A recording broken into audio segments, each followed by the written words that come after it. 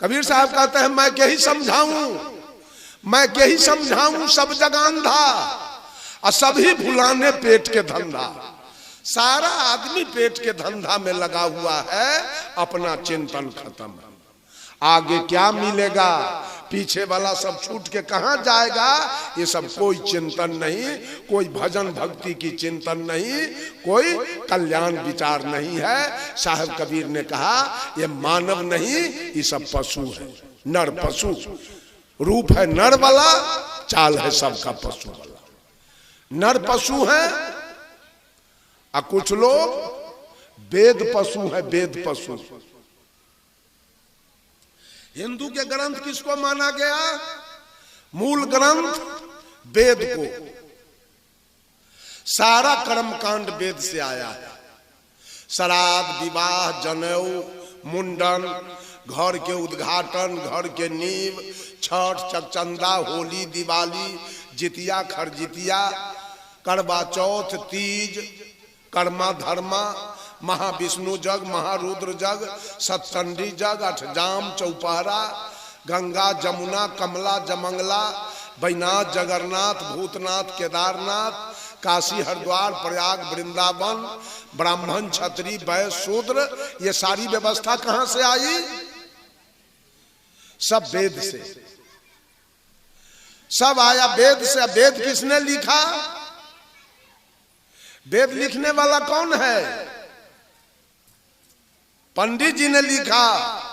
ब्राह्मण का लिखा हुआ वेद है। उस वेद को सब अपना मालिक बना के बैठा है। 12 वर्ण, ये 4 वर्ण कहां से आया, ब्राह्मण, क्षत्रिय, वैश्य, शूद्र, वेद वालों ने लिखा। पंडित लोगों ने लिख दिया वेद में। एक विराट भगवान थे, विराट भगवान के मुंह से ब्राह्मण पैदा लिया, भुजा से क्षत्रिय पैदा लिया, पेट से वैश्य पैदा लिया और पैर से शूद्र पैदा लिया। साहब कबीर कहते हैं जो तू ब्राह्मण ब्राह्मणी के जाया तो और राह काहे ना आया। अगर तू 4 वर्ण के राजा है, सबसे ऊंचा जाति है तुम, तो जिस रास्ते से वैश्य आया मां के गर्भ से, जिस रास्ते से शूद्र आया, जिस रास्ते से क्षत्रिय आया, तू ब्राह्मण उसी रास्ते से क्यों आया। तुम्हारे लिए स्पेशल मार्ग होना चाहिए आने के लिए। ये सारे लोग वेद को मान लिया है मालिक, आपने पशु हो गया। लात जलाएगा, अब वेद के कथनानुसार अपने से एक हल्का लेके गर्दन में रख लेगा।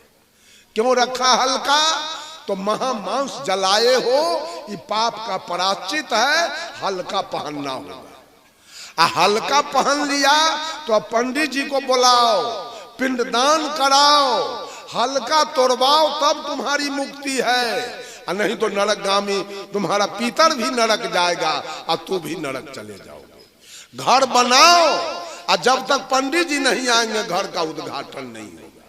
बेटी पैदा करो और जब तक पंडित जी नहीं आएंगे बेटी का ब्याह नहीं होगा। बेटा पैदा करो, पंडित जी ना आएंगे तब ब्याह नहीं होगा। सारा दुनिया वेद का गुलाम, वेद का नौकर बना हुआ। सदगुरु कबीर कहते हैं नर पशु और वेद पशु, सब वेद का गुलाम है, वेद का पशु बना है। जो जो पंडित कहेगा उतना ही चलेगा, सब उससे आगे पीछे नहीं चलेगा। 10 दिन में नखबाल कराना है, कहीं 11 दिन हो गया तो पितर नरक चला जाएगा। इतना बज के इतना मिनट में गंगा स्नान करना है, कहीं 1 मिनट बढ़ गया तो मुक्ति नहीं मिलेगी, खत्म हो जाएगा। इतना बज के इतना मिनट में संजुकारक है और इतना बज के इतना मिनट में बिनहुकारक है। अगर डेट खत्म हो गया तो आदमी न तरेगा, सब नरकगामी हो जाएगा। सारा वेद को मालिक बनाया गया, अपने सारे लोग रैयत हो गए, अब वेद को मालिक बना के बैठा। कितनों कबीरपंथी कुछ बात समझा दे, कितनों बता दे, लेकिन महिला और ये पुरुष पर इसका कोई प्रभाव नहीं है। जो पंडित आके कहेगा वही बात होगा, क्योंकि मालिके है वेद बना हुआ। अब मालिक अपने ऊंच जात बन गया और सारे लोगों को शूद्र बना दिया, सबको सोलकन बना दिया वेद। जादव, कोयरी, कुर्मी, कानू, कलवार, लोहार, हजाम, तेली, सूरी, बनिया, मलाह, केवट, गंगौत, धानुक, जितने हैं माने राम, पासवान, डोम, हलखोर, मेस्तर, ये सब सोलकन हो गया। अब पंडित जी अपने ब्राह्मण हो गए ऊंच, आई सबको नीच बना के रखा और लोग मानने के लिए तैयार है। पंडित जी की गुलामी, वेद की गुलामी मानने के लिए सब तैयार है। अगर कोई एक आदमी कबीरपंथी के माता पिता मर गए, अभी गोरखपुर के एक पंडित जी ब्राह्मण हमारे यहां फोन किया एक दिन। उनका नाम है जयप्रकाश पांडे। गोरखपुर से 50 किलोमीटर की दूरी पर उन बेचारे का घर है।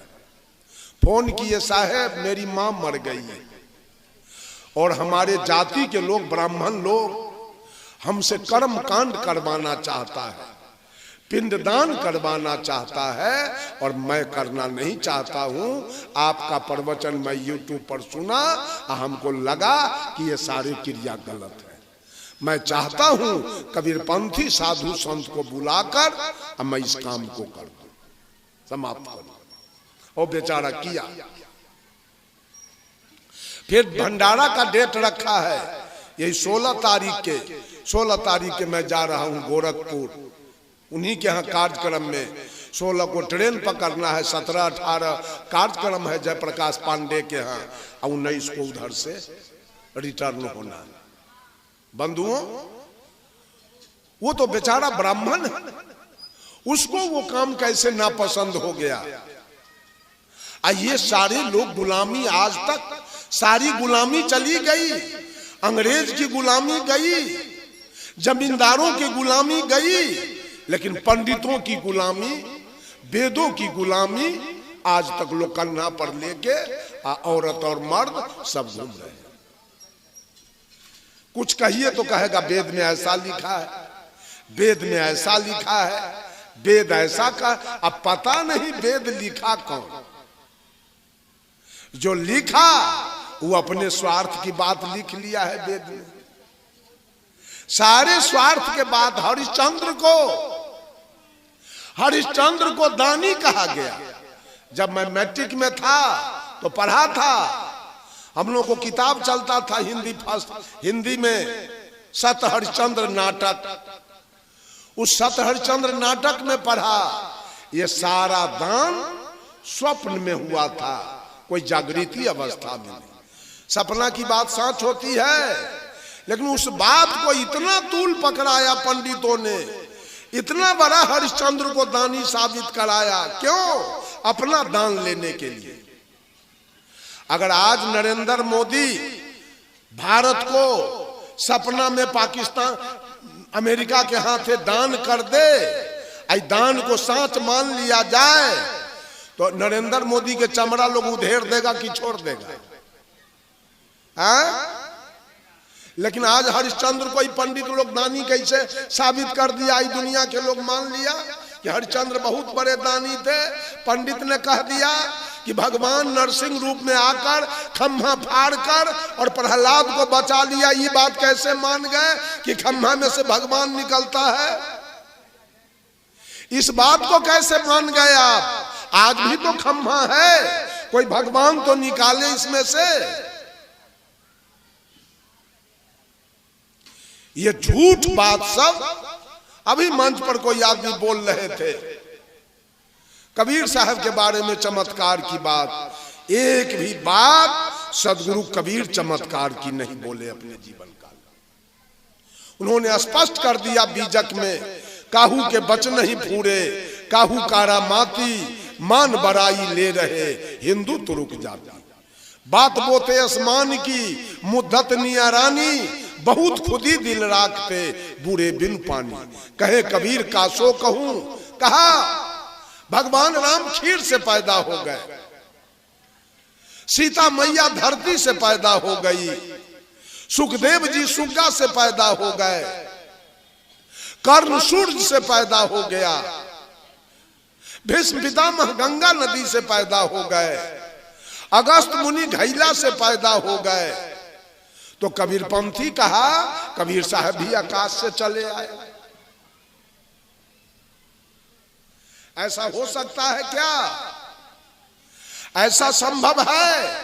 मैंने एक आदमी से पूछा कि अगर परीक्षा में विद्यालय में विद्यार्थी से पूछा जाए कि सदगुरु कबीर, ये कौन है इधर घूमे हुए हैं, ये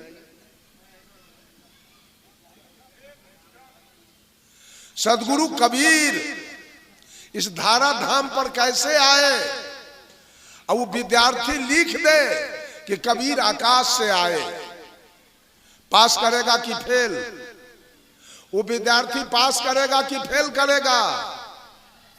उसको फेल करना पड़ेगा, चूंकि ये बातें कारण कार्य व्यवस्था से बाहर की बात है। वो विद्यार्थी पास नहीं करेगा। जब भगवान राम विवाह करने जनकपुर के लिए प्रस्थान किए, जब जनकपुर आए, मड़वा पर बैठे हुए थे, जब दुल्हा जाता है विवाह करने तो गांव के लड़की युवती लड़की सब दुल्हा से मजाक करने आती है।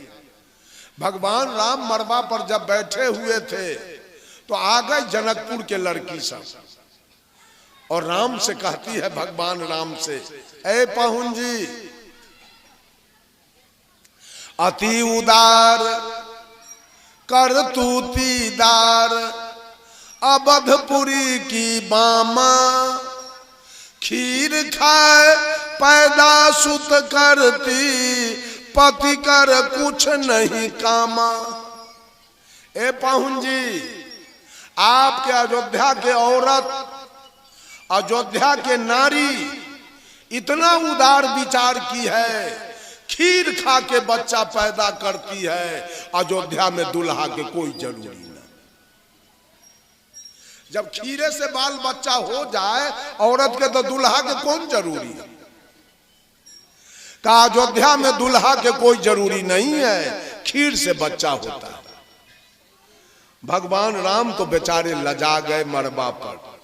सखी बचन सुन के रघुनंदन बोले मृदु मुस्काते, आपन चाल छिपा बहु प्यारी, करहुआन की बातें। स्पष्ट करते हैं राम मरबा पर, कोई नहीं जन्मे मातु पिता बिनु, बांधे वेद की नीति, तुम्हारे तो सब मही से उपजे, हमरे अस नहीं रीति।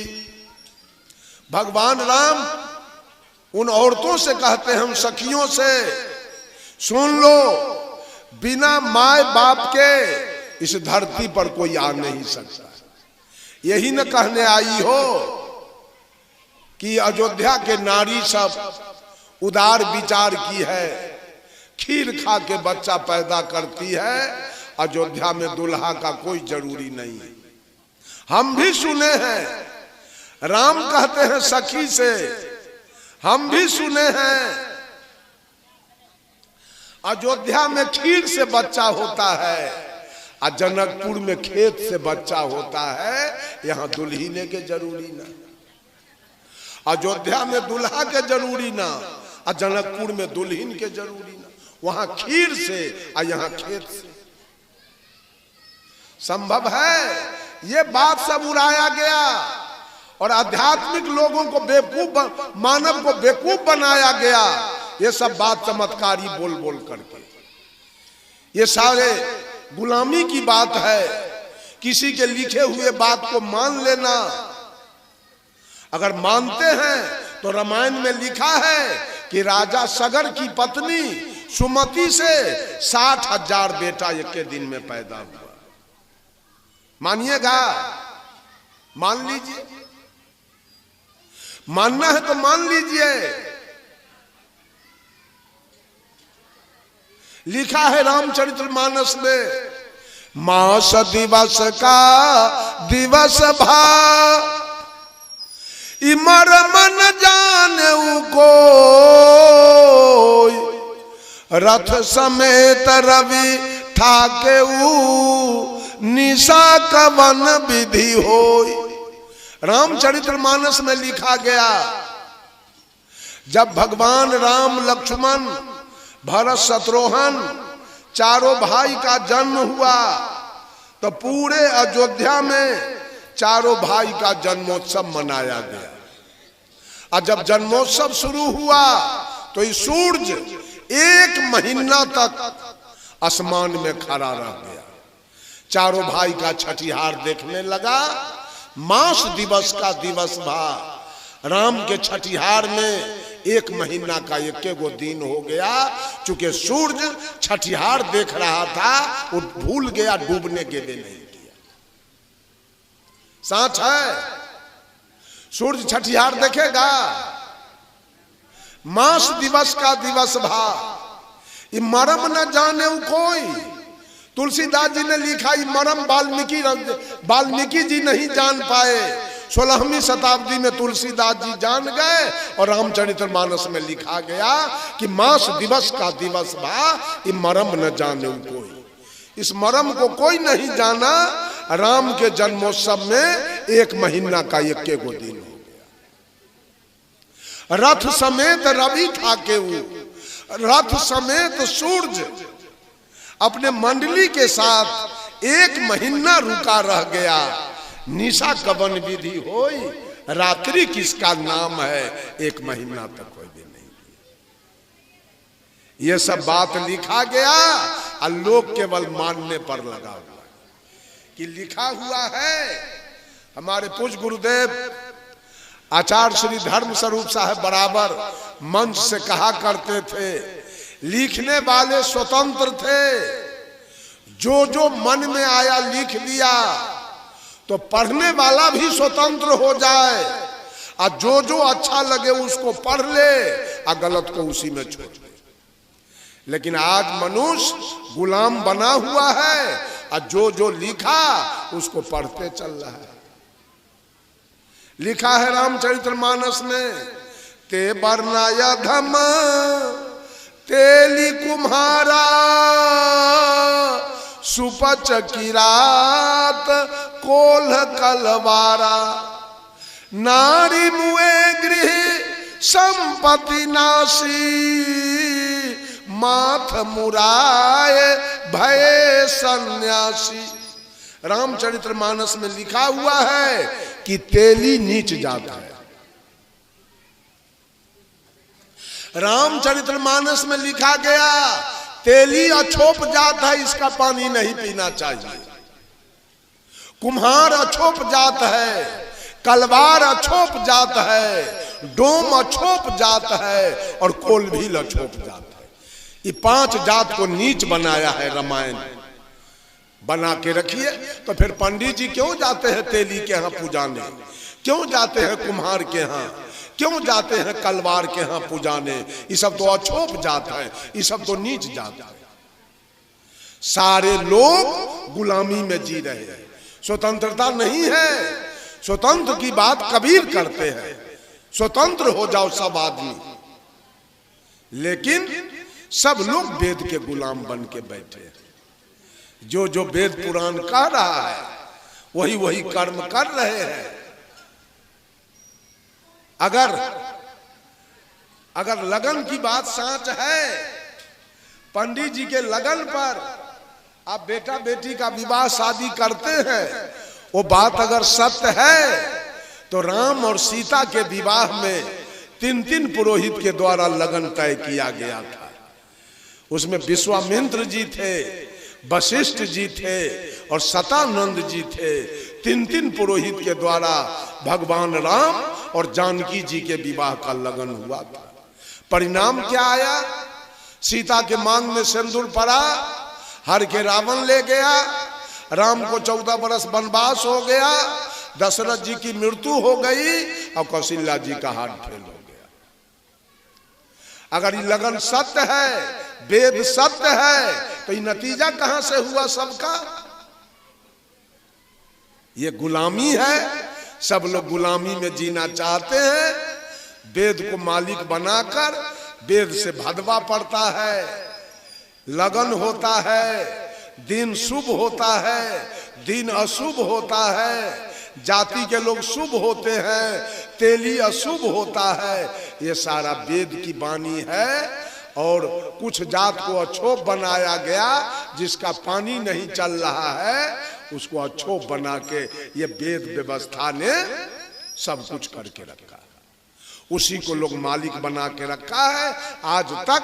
अब वेद के अनुसार अगर जतरा पहर अगर तेली मिल जाए, हो गया जतरा खराब। जतरा पहर तेली के मुंह देख लिए, जतरा खराब हो गया। साहब जी जा रहे थे पूर्णिया गाड़ी पकड़ने, बैलगाड़ी पर बैठ के। अब बहलमान जो गाड़ी हाँक के ले जा रहा था, वो साहब जी से कहता है, साहब जी आज घुर जाइए, गाड़ी नहीं मिलेगी। कहा क्या हुआ? अरे मंगल साहब वो चला आ रहा है, तेली का दर्शन हो गया, गाड़ी आज नहीं मिलेगी। साहब जी कहे बेवकूफ कहाँ के, अरे आदमी के दर्शन से कहीं जतरा बिगड़ा है? चलो चलो बढ़ाओ। गाड़ी बढ़ी आगे। आगे जाने के बाद वो बहलमान कहता है, साहब जी गाड़ी मिल जाएगी। कहा क्यों? अब कैसे जतरा बन गया? तब मंगरसा के दांत देख लिए, अब जतरा बन गया। अरे देह है दोसर के या दांत है दोसर के? देह से जतरा बिगड़ गया, दांत देखे से जतरा बन गया। ये सारी व्यवस्था वेद ने दिया। आज तक हम लोग वेद के गुलामी में जी रहे हैं। वेद जो लगन बताएगा उसी पर बेटी का विवाह होगा। आ कितना लड़का लड़की भाग करके हिंदू के लड़की मुसलमान के लड़का विवाह कर लिया, और सबको बाल बच्चा है। कहाँ गया लगन, आ कहाँ गया वेद, आ कहाँ गया पतरा, आ कहाँ गया सत्यनारायण के कथा? सब चूल्ही भाड़ में चला गया, खत्म हो गया। क्या करें, बोलते रहे। बंधुओं, थोड़ी सी चर्चा अभी तो कुछ बाकी रह गया, फिर दूसरे सत्र में कल नर पशु, वेद पशु, पशु तो दो और है, गुरु पशु भी है और तिरिया पशु भी है। दो पशु और बचे हैं, उसकी चर्चा कल के सत्र में मैं करूंगा। अभी इतना ही कहकर अपने वाणी को मैं विराम